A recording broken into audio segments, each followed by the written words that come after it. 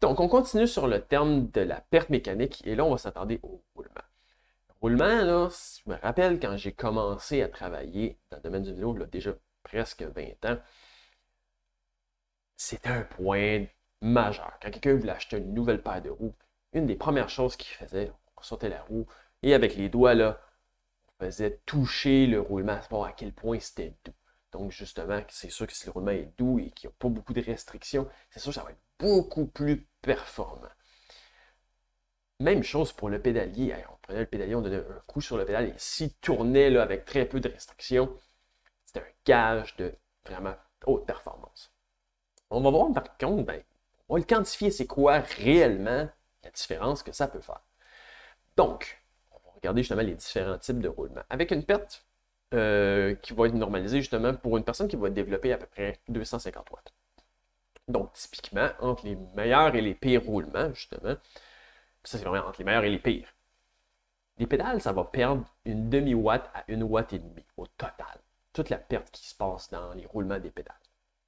Donc, pas énorme, justement, quand on regarde sur le total. C'est une fraction de pourcent.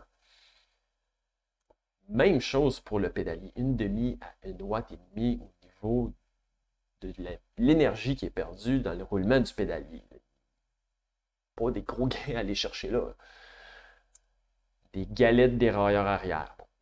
Les roulements, justement, au niveau des dérailleurs arrière, quand il y en a qui font ça, ils vont te donner une petite piche-note dessus, puis ça tourne pendant beaucoup plus longtemps que les galets qui viennent d'origine sur le dérailleur. Ça perd entre 0,2 et 1,2 watts. Donc, c'est le gain maximal qui peut être allé chercher à ce niveau-là. Les roues, donc c'est sûr que ça, les roulements des roues, c'est le plus gros morceau au niveau des roulements. On parle quand même juste de 2 à 5 watts là, entre des roulements, disons, comme en céramique, puis des roulements plus vraiment de qualité très ordinaire, finalement. Encore là, c'est pas une énorme différence. Là. Il est plus gros que les autres, mais c'est vraiment, c'est pas très très grand. Donc, on va justement un peu plus regarder au niveau des roulements. Parce que quand on parle souvent d'aller chercher un upgrade au niveau des roulements, on parle de roulements en céramique, qui sont plus légers, qui vont être plus ronds, qui vont être plus durs, justement, résistants à la chaleur. Donc, parce que ces roulements-là, ça fait quand même beaucoup plus longtemps que ça existe que leur application dans le vélo.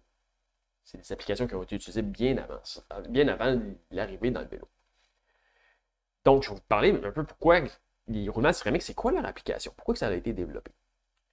Donc, les roulements, oui, sont plus légers. C'est quoi l'avantage d'avoir un roulement qui est plus léger? Non, c'est pas la fraction de grammes de moins que ça va vous sauver.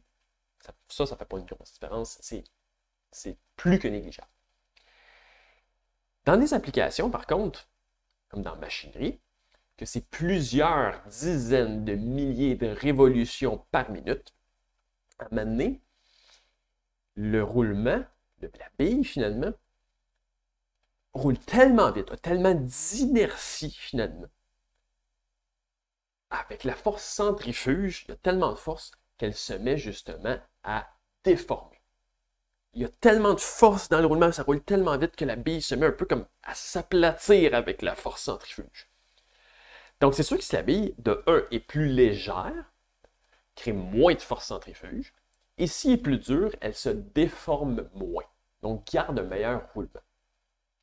Ça, on parle dans des applications avec plus des dizaines de milliers de révolutions par minute.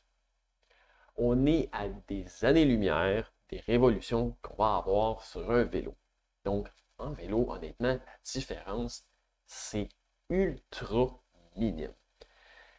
Même chose, la résistance à la chaleur, les roulements céramiques, en fait, ça a été designé aussi pour que dans des applications où il y a beaucoup de friction, il y a beaucoup de chaleur, il ne se déforme pas parce que l'acier, justement, peut ramollir, se déformer plus et même fondre. Si vous avez déjà connu quelqu'un qui a réussi à faire fondre ses roulements en roulant, je vous donnerai mon adresse courriel, j'aimerais bien le rencontrer. Donc, est-ce qu'il y a des gains à aller chercher avec des roulements céramiques? C'est extrêmement, mais très, très, très minime. Puis en fait, souvent, quand il va y avoir des gains, c'est même pas nécessairement tant en raison que les roulements sont en céramique. C'est beaucoup plus de l'entretien.